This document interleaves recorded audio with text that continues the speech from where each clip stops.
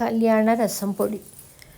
పెళ్ళిళ్ళు జరిగినప్పుడు ఎంత సందడిగా ఉంటుందో ఈ కళ్యాణ రసం చేసుకుని తింటే అంత గుమగుమాయించేస్తుంది.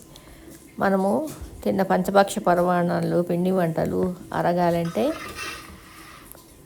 ఇలాంటి రసము చివరిలో తీసుకుంటే మనము కాస్తంత ఎక్కువ తిన్నా కానీ కడుపు పరంగా ఉండకుండా ఇట్టే జీర్ణం అయిపోతాయి అన్నమాట. వాతాభిజీర్ణం అనుకుంటూ ఇవి ఒక మందులాగా పనిచేస్తుంది అనమాట. అందుకని కళ్యాణం, శుభకార్యాలు, పెళ్ళిళ్ళు, పేరంటాలు, పండగలు వచ్చినప్పుడు వాడేది కాబట్టి దీనికి కళ్యాణ రసం అని పేరు అనమాట.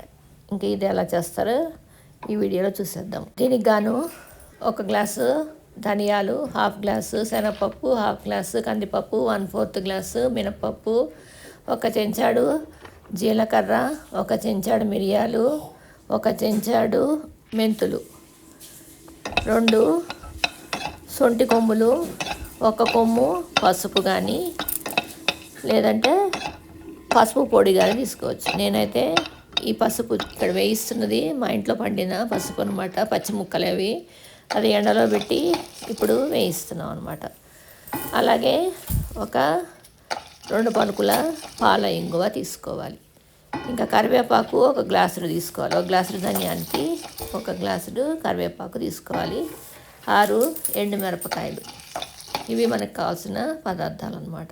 ముందుగా పప్పులన్నీ దోరగా వేయించేసుకున్న తర్వాత పసుపు, సొంటి, పాల ఇంగువ కూడా కొమ్ములు తీసుకుంటే కనుక వేయించుకోవాలి. అవన్నీ కూడా కరివేపాకు కూడా ఇప్పుడు అన్నీ కలిపి పొడి చేసుకుంటే కళ్యాణ రసం పొడి సిద్ధం. ఈ కళ్యాణ రసం పొడి 2 చెంచాలు నీళ్ళల్లో వేసి 1 గ్లాసు నీళ్ళల్లో చిటికెడు పసుపు, ఉప్పు వేసేసి కరివేపాకు, కొత్తిమీర, 1 టమాటా వేసిన తర్వాత మెంతులు, ఆవాలు, ఇంగువ పోపు పెట్టి వెల్లుల్లిపాయలు ఇష్టం ఉంటే వేసుకోవచ్చు. 4-5 వెల్లుల్లిపాయలు కచ్చాపచ్చ దంచుకుని దాన్ని కూడా దోరగా వేయించుకుని వేయిస్తే ఈ చారు చాలా అద్భుతంగా చక్కటి గుమగుమాయితోటి చాలా బాగుంటుంది. చాలా మంచి ఘాటుగా ఉండి అన్నం తిన్న తర్వాత ఇటువంటి తింటే అప్పుడప్పుడు చక్కగా అరుగుదలకు కూడా పనికి వస్తుంది.